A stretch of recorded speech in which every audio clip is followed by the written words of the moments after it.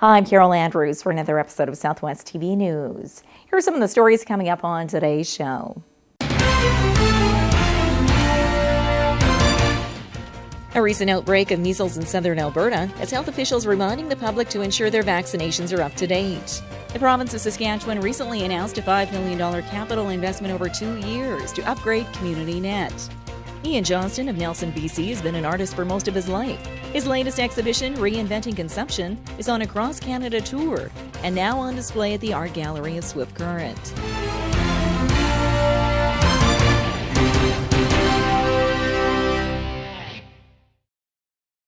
Thanks for joining us here today. An increase in measles cases worldwide is once again prompting the importance of vaccinations. We have more in today's top story. A recent outbreak of measles in southern Alberta has health officials reminding the public to ensure their vaccinations are up to date. The cases in Alberta, one reported in the Five Hills Health Region, and several individuals now under investigation in the Cypress Health Region are all linked to recent visits to or from the Netherlands.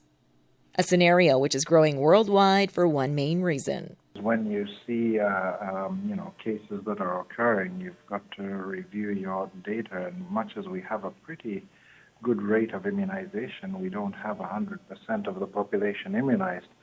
And what has happened right from the outset, the outbreak in Europe started in non-immunized folks, and the contacts that by which it was spread to Canada were also not immunized. So the concern is for those individuals particularly who are not immunized to catch up with their immunizations, because what has been found is that where there are cases in immunized folks, the cases have been relatively mild, but those that occur in non-immunized people are more serious, and especially if it's in an older age group like the teenagers or young adults, the illness can be quite serious.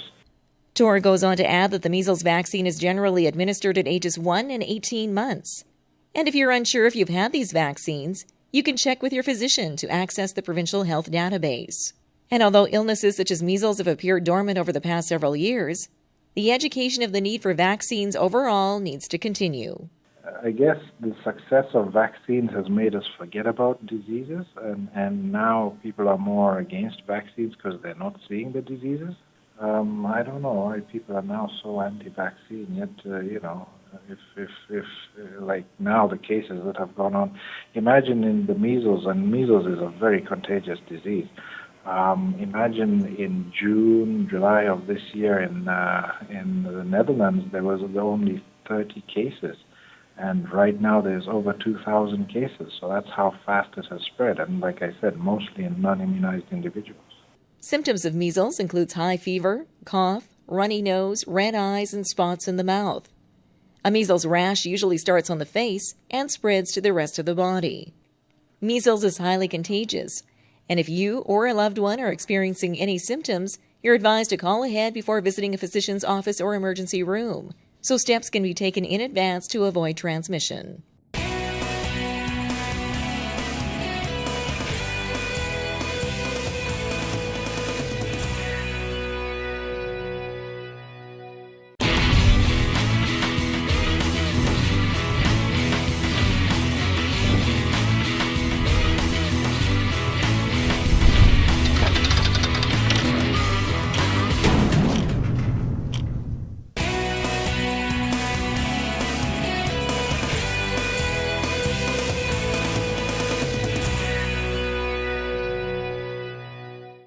The internet can be a useful research tool for both students and teachers.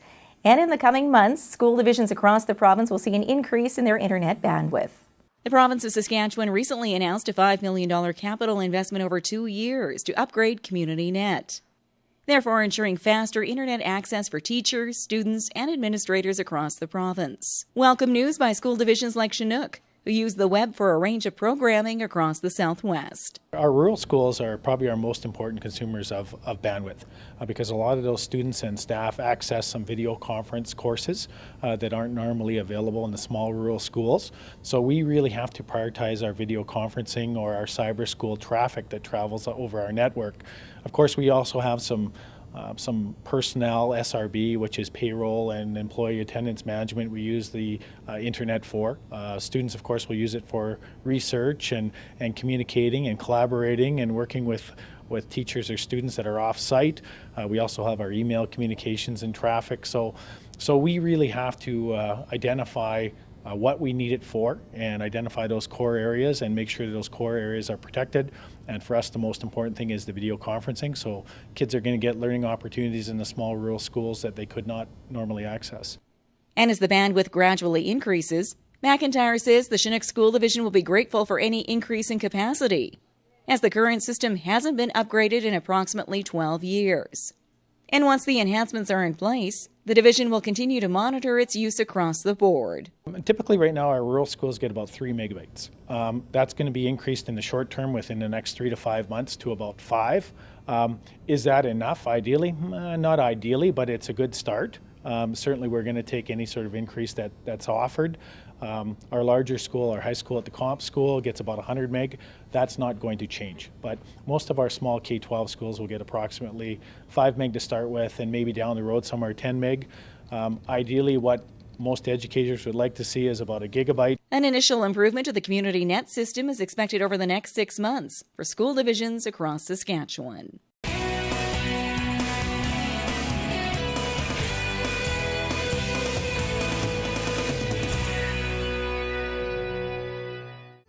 W.W. Smith Insurance has reached a milestone as it celebrates its centennial. Having served Southwest Saskatchewan for the past 100 years, W.W. Smith Insurance is your motor license issuer, while specializing in all of your personal and commercial needs, including home, auto, agro, business, and life insurance. W.W. Smith Insurance, independently owned and operated since 1913.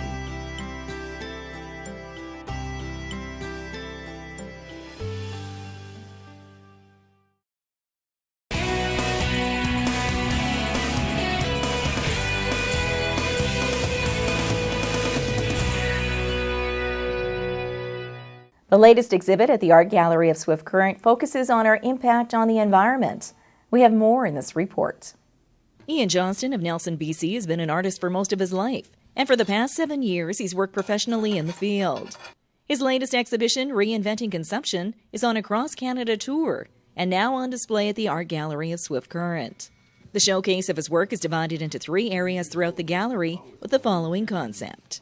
There's the Inventor's Room, which is the first installation, and then the Antechamber, which is the room we're in now, and then the Chamber, which is the last installation in the trio. The idea is that you enter through the Inventor's Room, and it's kind of it's a little bit of a tongue-in-cheek museum exhibit of all of the objects and some of the pieces that I used to experiment and explore the vacuum forming process. And then the second installation, the Antechamber, is a room that kind of takes you away from your world and a little bit into my world, like sort of 1 foot in both.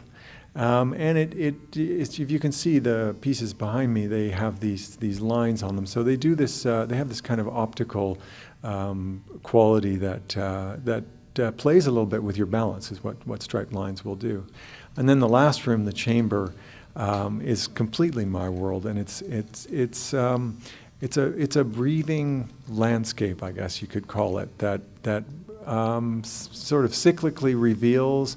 When it breathes in, it reveals something, and when you breathe out, it's kind of like this calm.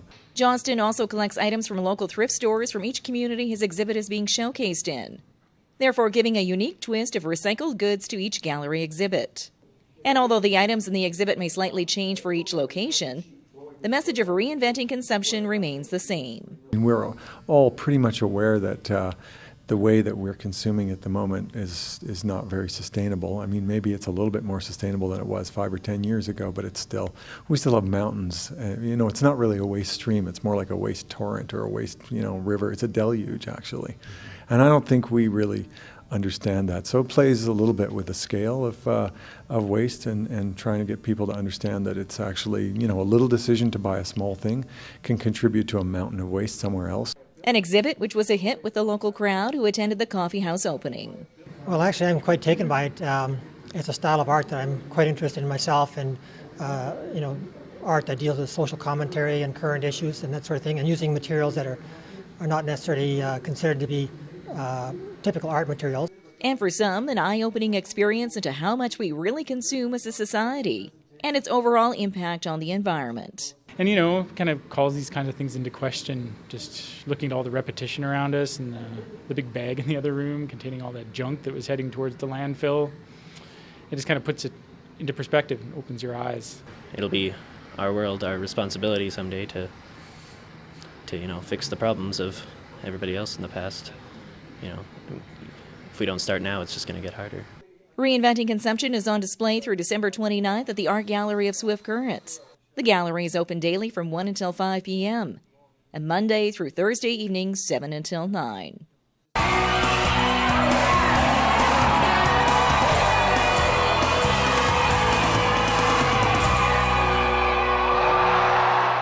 Well, this brings to a close another episode of Southwest TV News, reporting the stories that matter to you. We always welcome your news tips. You can always reach us here by phone at our studio or by email to contact us at southwesttvnews.com. Also, be sure to join us daily online for the latest news from across Southwest Saskatchewan and so much more at mylocaltv.ca. And be sure to follow us on Facebook, Twitter, and Pinterest. Thanks for joining us here today. I'm Carol Andrews.